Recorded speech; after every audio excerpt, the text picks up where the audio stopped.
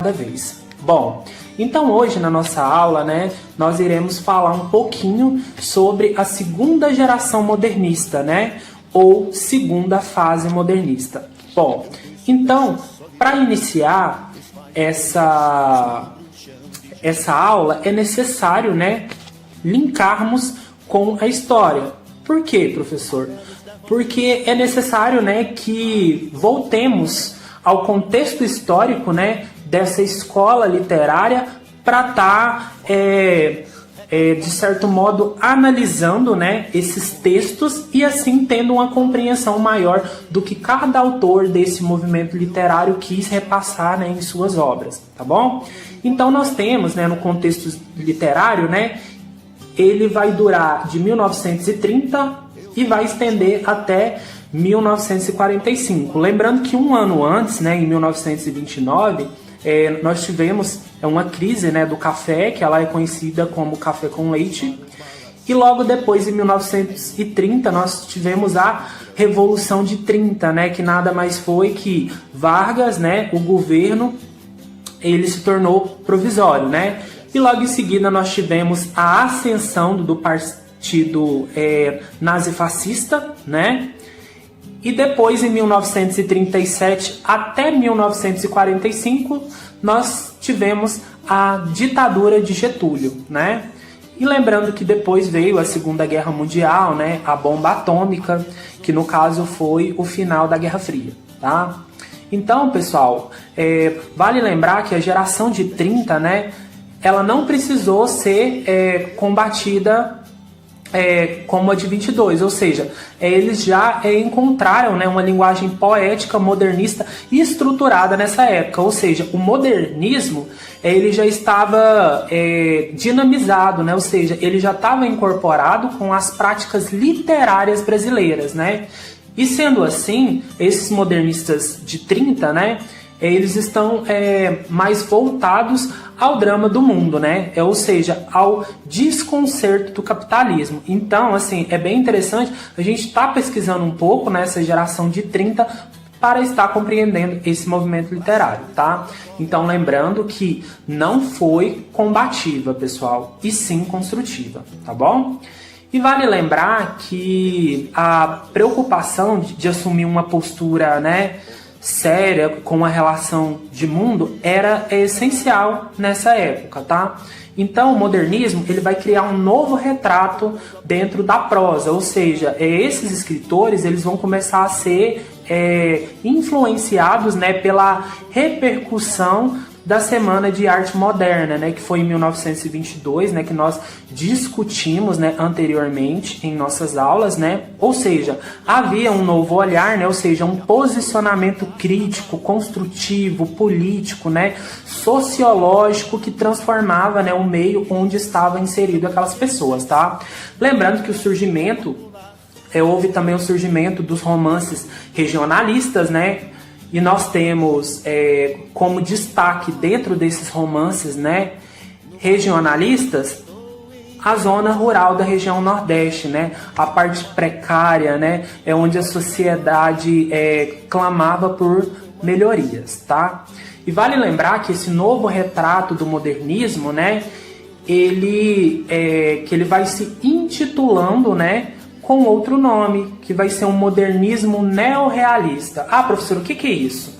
Simples, ele vai retomar as características e moldes realistas e naturalistas, Então nós temos que voltar lá no realismo e no naturalismo para compreender esse tipo de modernismo neorrealista, Ou seja, é um novo avanço, É um novo formato de escrita daquela época. Tá? Esses escritores eles vão começar a se amadurecer, em relação às gerações anteriores, Ou seja, porém ingênuos, Eles vão sim amadurecer, mas vão continuar ingênuos, Ou seja, pois eles acreditavam que a simples denúncia da realidade social mudaria o comportamento da sociedade, Então que essas concepções que eles tinham na época, elas caem por terra, né?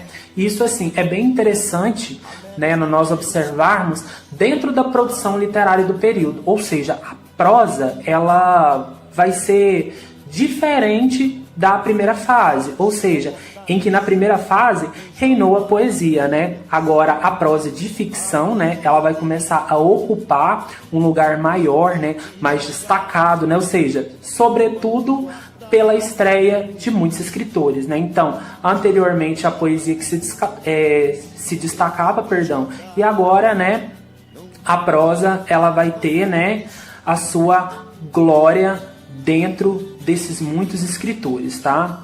Lembrando que ela vai ser sempre examinada em conjunto, né? Ou seja, a prosa ela vai dividir em prosa regionalista, né? Ou seja, é uma prosa voltada para a região. Nós vamos ter a prosa urbana, né? Que vai ser aquele texto voltado para a parte da cidade, né? Aqueles problemas, né, que vão ser retratados, né, de modo geral, né? De grosso modo falando. E nós vamos ter a prosa intimista, né? Intimista, que no caso vai ser o que é intimista, né? Intimidar-se, né, em questão do que está escrito, tá? Bom, na prosa regionalista, né, nós vamos ter a busca de traços, né, peculiares de nossa realidade, ou seja, elas vão ser trazidas pelos românticos, ou seja, então nós temos que dar um pulinho lá no romantismo, né, retornar aos nossos estudos para estar entendendo esse tipo de prosa regionalista, tá? O uso de uma linguagem muito mais próxima à fala brasileira, né, ou seja, vai ser uma linguagem coloquial, né, para ser mais acessível a toda aquela população, né, de leitores, e a influência de ideias socialistas, né?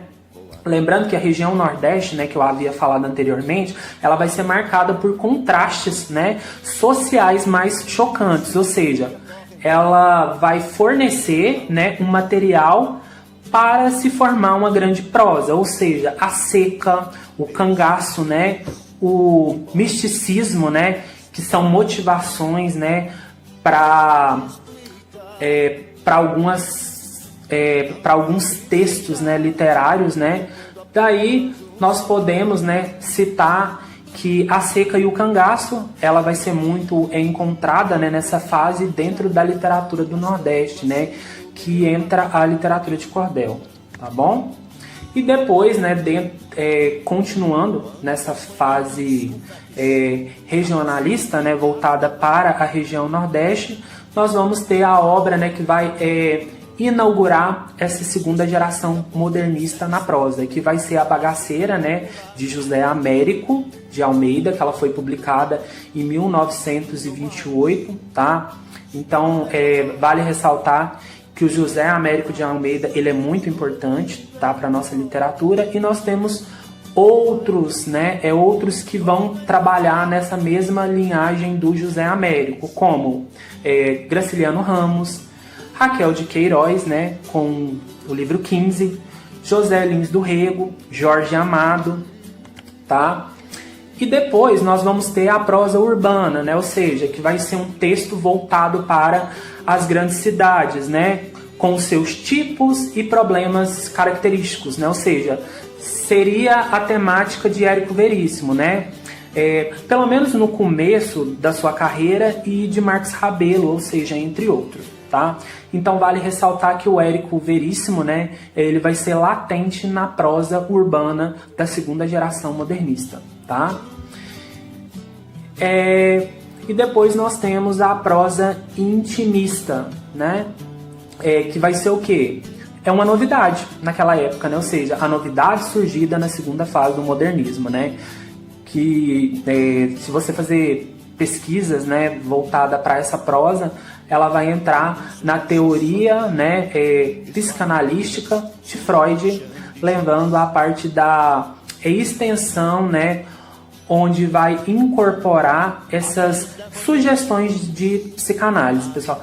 É um pouco complicado essa prosa? É um pouco, né? Porque esses autores, né, que escreviam esse tipo de texto, né, eles se preocupavam em desvendar o mundo interior de seus personagens, né? Ou seja, eles iam que analisando as angústias, os conflitos internos, né? Ou seja, poderia ser chamada também, né, além de ser uma prosa intimista, né, algumas pessoas chamam de prosa de sondagem psicológica, né? Ou seja, eu vou analisar o personagem a fundo, né? No livro 15 da Raquel, que eu vou analisar o que, pessoal?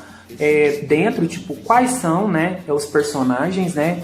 O motivo das suas ações, né, dentro do livro 15 da Raquel de Queiroz, tá?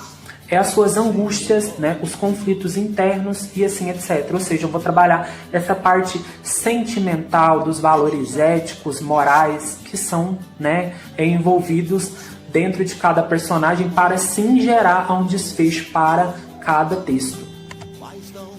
Bom, e nós temos, né, os principais autores, né, dessa prosa intimista, que é o Otávio de Faria, né, e o Cornélio Pena, né, que ele é chamado de Fronteira, né. Só que nós temos outros também, né, o Lúcio Cardoso, o Dionélio Machado, né, mas assim, os que mais são falados dentro dessa prosa é o Otávio de Faria e o Fronteira, tá bom?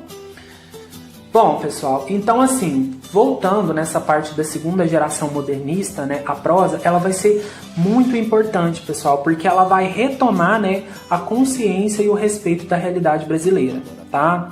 Essa parte da região, né, em relação ao homem, né, com o meio que ele vive, é muito interessante. A questão, tipo, do cangaço, do misticismo, né, a seca do Nordeste, também que é abordado, a realidade social, cultural e econômica de cada personagem, né, dentro dessa prosa, a parte da valorização, tipo, da cultura brasileira, né. Então, nessa segunda geração modernista da prosa, eles irão abordar, né, de forma explícita esses problemas sociais, ou seja, é o tema do cotidiano e a linguagem coloquial andando de mãos dadas, tá bom?